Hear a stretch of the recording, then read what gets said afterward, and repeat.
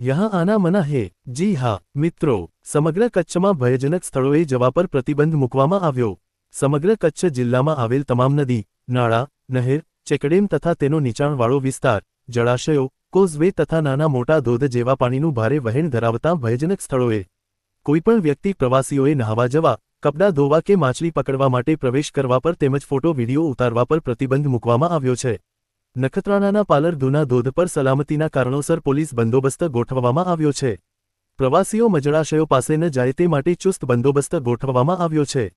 જુદા જુદા જળાશયો, નદી, તળાવ, નહેર, દરિયામાં નહાવા પડેલ વ્યક્તિઓના ડૂબી જવાથી મરણ થવાની ઘટનાઓ ધ્યાને આવેલ હોય ક્ષેત્રના જિલ્લામાં આવેલ જળાશયો સંદર્ભે જ્યાં આવી ઘટનાઓ બનવાની શક્યતા હોય તેવા ભયજનક સ્થળોએ કોઈપણ વ્યક્તિઓ, પ્રવાસીઓ જળાશયોમાં ન પ્રવેશે તે માટે જરૂરી પ્રતિબંધાત્મક હુકમો બહાર પાડવા સૂચના આપવામાં આવેલ છે। જિલ્લા મેજિસ્ટ્રેટ દ્વારા જાહેર કરવામાં આવેલા જાહેરનામા મુજબ નખત્રાણા પો. ઇન્સ્પેક્ટર એમ. મકવાણા માર્ગદર્શન હેઠળ સ્ટાફનો ચુસ્ત બંદોબસ્તમાં મૂકવામાં આવેલ છે।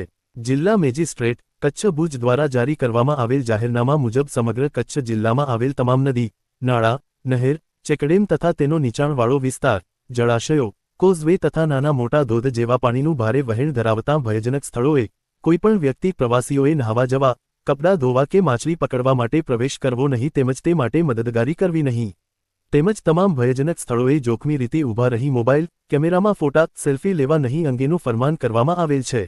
આ જાહેરનામાનો ભંગ કરનાર વ્યક્તિ શિક્ષાને પાત્ર થશે। ગઈ 16 જૂનથી રાજ્યમાં થયેલી ચોમાસાની એન્ટ્રી અત્યાર સુધીમાં મેઘરાજાએ આખા રાજ્યને કવર કરી લીધું છે।